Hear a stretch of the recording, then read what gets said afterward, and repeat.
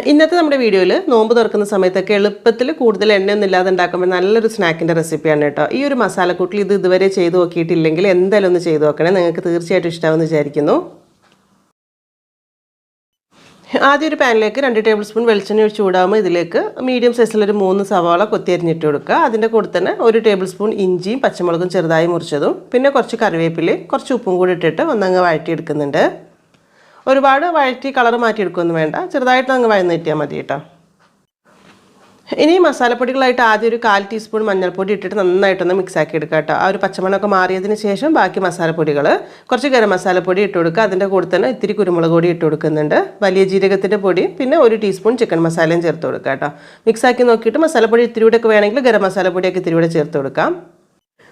ഇത് കുറച്ച് ബീഫ് വേവിച്ചെടുത്താണ് കേട്ടോ. മുളക് പൊടി, മഞ്ഞൾപ്പൊടി, ഉപ്പും ഒരു ഇത്തിരി കുരുമുളക് പൊടിയും കൂടെ ചേർത്തിട്ട് വേവിച്ചെടുത്തിട്ട് ഒന്ന് മിക്സിയിലിട്ടൊന്ന് ചെറുതായിട്ടൊന്ന് കറക്കി എടുത്തിട്ട് ഇതിലേക്ക് ഇട്ട് കൊടുക്കുക. അതിൻ്റെ കൂടെ തന്നെ ഒരു 2 ടേബിൾ സ്പൂൺ മല്ലിയിലയും കൂടി ഇട്ടിട്ട് നന്നായിട്ടങ്ങ് മിക്സാക്കി എടുക്കുക. ഒരു 1-2 മിനിറ്റ് ചെറിയ തീയിൽ മിക്സാക്കി എടുക്കുന്നുണ്ട്. അപ്പോഴാണ് ആ ഒരു ഉള്ളി മസാല കാര്യങ്ങളൊക്കെ ബീഫൊക്കെ ആയിട്ട് നല്ലോണം മിക്സായിട്ട് കിട്ടുക. അങ്ങനെ ആകുമ്പോൾ നമ്മുടെ മസാല റെഡിയായി ഇതൊരു സൈഡിലേക്ക് മാറ്റി വെക്കാം.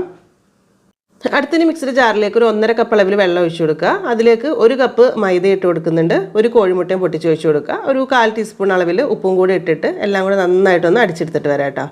ഇത് നമുക്ക് ദോശ റെഡിയാക്കി എടുക്കാനുള്ളതാണ്. ഒരുപാട് കട്ടിയിൽ വേണ്ട, ഈ ഒരു ലൂസ് കറക്റ്റ് അളവ് തന്നെയായിരിക്കും. ഇനിയിപ്പോൾ ഈ മാവ് റെസ്റ്റ് ചെയ്യാൻ വേണ്ടി വെക്കുകയൊന്നും വേണ്ട, നമുക്ക് വേഗം തന്നെ ഓരോ ദോശയായിട്ട് ചുട്ടെടുക്കുക. ഇതുപോലത്തെ ചെറിയ ഫ്രൈ പാനാണ് ഞാനിവിടെ എടുത്തിട്ടുള്ളത്. അതിൽ ഓരോ തവി മാവ് ഒഴിച്ചിട്ട് ഇതുപോലെ അങ്ങ് ചുറ്റിച്ചെടുത്താൽ മതി കേട്ടോ. വേഗം തന്നെ റെഡിയായി കിട്ടും. ആ മേൽഭാഗം ഒന്നങ്ങ് ഡ്രൈ ആയി വന്നു കഴിഞ്ഞാൽ ഒന്ന് തിരിച്ചിട്ട് കൊടുക്കാം. തിരിച്ചിട്ടിട്ടും കുറേ സമയമൊന്നും വേണ്ട, ഒരു 3-4 സെക്കൻഡ് കഴിയുമ്പം അതങ്ങോട്ട് എടുക്കാം. നല്ല കട്ടി കുറഞ്ഞ മാവായതുകൊണ്ട് തന്നെ എളുപ്പത്തിൽ ഇങ്ങനെ ചുറ്റിച്ചെടുക്കാനായിട്ട് പറ്റും കേട്ടോ. അപ്പം ഈ ഒരു അളവിൽ നമ്മൾ എടുത്തിട്ടുള്ള 1 കപ്പ് മൈദയുടെ അളവിൽ ഇതുപോലത്തെ ഒരു 8 ദോശയാണ് ഈ ഒരു വലിപ്പത്തിൽ ഉണ്ടാക്കിയെടുക്കാനായിട്ട് പറ്റുക. അങ്ങനെ എല്ലാം തന്നെ ഇവിടെ റെഡിയാക്കി എടുത്തിട്ടുണ്ട്. അടുത്തതിന് ഒരു പാത്രത്തിലേക്ക് ഒരു 2-3 ടേബിൾ സ്പൂൺ മൈദ എടുത്തിട്ട് അതിലേക്ക് കുറച്ച് വെള്ളവും കൂടെ ചേർത്തിട്ടൊന്ന് മിക്സ് ആക്കി വെക്കുക. നമുക്കൊന്ന് ഒട്ടിച്ചെടുക്കാനുള്ള ഒരു പേസ്റ്റിന് വേണ്ടിയിട്ടാണിത്. ഇനിയിപ്പോൾ ഇത് നമുക്കൊന്ന് സെറ്റ് ചെയ്തെടുക്കാൻ വേണ്ടിയിട്ട് ഒരു ദോശ എടുത്തിട്ട് ഇതുപോലെ കത്രിക കൊണ്ടോ കത്തി കൊണ്ടോ ഇട്ട് അതിൻ്റെ നടുഭാഗം ഈ ഒരു രീതിയിലൊന്ന് മുറിച്ച് കൊടുക്കാം. നമുക്ക് ഇങ്ങനെ ഒന്ന് മടക്കിയെടുക്കാൻ വേണ്ടിയിട്ടുള്ളതാണ്. അപ്പോൾ ആ ഒരു രീതിയിൽ മുറിച്ചെടുത്താൽ മതി. എന്നിട്ട് റെഡിയാക്കി വെച്ചിട്ടുള്ള ഒരു മസാലയിൽ നിന്ന് ഒരു 1-2 ടേബിൾ സ്പൂൺ ഇതിലേക്ക് വെച്ച് കൊടുക്കുക കേട്ടോ. ഒരുപാട് ഇങ്ങനെ കുത്തി നിറച്ച് വെക്കേണ്ട, ആ ഉള്ള മസാല അങ്ങ് നന്നായിട്ട് അങ്ങ് പരത്തി വെച്ച് കൊടുത്താൽ മതി. കാരണം ഇതിങ്ങനെ മടക്കി വരുന്ന സമയത്ത് അതിൻ്റെ ഉള്ളിൽ അത്യാവശ്യം നല്ല ഫില്ലിംഗ് ഉണ്ടാവും. എന്നിട്ട് ഇതിൻ്റെ സൈഡിലേക്ക് നമ്മൾ മൈദ പേസ്റ്റ് ആക്കി വെച്ചിട്ടുണ്ട്, അത് ഇതുപോലെ ഒന്ന് ബ്രഷ് ചെയ്ത് കൊടുക്കുക, അല്ലെങ്കിൽ കൈ കൊണ്ട് ഇങ്ങനെ ആക്കി കൊടുത്താലും മതി കേട്ടോ. ഈ ഭാഗത്തൊക്കെ കറക്റ്റായിട്ട് വെച്ച് കൊടുക്കണം, എന്നാലേ കറക്റ്റ് ഇങ്ങനെ ഒട്ടി കിട്ടുള്ളൂ കേട്ടോ. അപ്പോൾ അത് ആ ഒരു സൈഡിലും കൂടെ ആക്കേണ്ട കാര്യം പ്രത്യേകം ഓർക്കണം. എന്നിട്ട് ഇതുപോലെ അങ്ങ് മടക്കിയെടുത്താൽ മതി. ആദ്യം ഇങ്ങോട്ടൊന്ന് മടക്കി കൊടുക്കുക, എന്നിട്ട് അവിടെ അങ്ങ് ഒട്ടിച്ച് കൊടുക്കണം കേട്ടോ. മൈദ പേസ്റ്റിലും കൂടെ കറക്റ്റ് ഒട്ടിയിരുന്നോളും. ഇനി അതും ഒട്ടിച്ച് കൊടുക്കുക, എന്നിട്ട് ലാസ്റ്റ് ഇങ്ങോട്ട് ഫോൾഡ് ചെയ്തെടുക്കുക. ആ സൈഡും അതുപോലെ തന്നെ കയ്യിലേക്ക് എടുത്തിട്ട് എല്ലാ ഭാഗവും ഒന്ന് അമർത്തി കൊടുത്താൽ മതി. അപ്പോൾ അടിപൊളിയായിട്ട് പെട്ടെന്ന് ആക്കിയെടുക്കാനായിട്ട് പറ്റും. ഇനിയിപ്പോൾ ബാക്കിയുള്ളതും ഇതുപോലെ തന്നെ ചെയ്തെടുക്കാം. നമ്മളിവിടെ 8 ദോശയാണ് ഉണ്ടാക്കിയിട്ടുള്ളത്. അതിലേക്ക് നമ്മൾ ഉണ്ടാക്കിയിട്ടുള്ള ഒരു ബീഫിൻ്റെ മസാലക്കൂട്ട് കറക്റ്റ് അളവ് തന്നെ ആയിരിക്കും കേട്ടോ, കുറവൊന്നും ഉണ്ടാവില്ല. ഈ ഒരു രീതിയിൽ പാകത്തിന് ഈ ഒരു രീതിയിൽ വെച്ച് കൊടുത്താൽ മതി. അപ്പോൾ കറക്റ്റായിട്ട് ഉണ്ടാക്കിയെടുക്കാനായിട്ടുണ്ടാവും.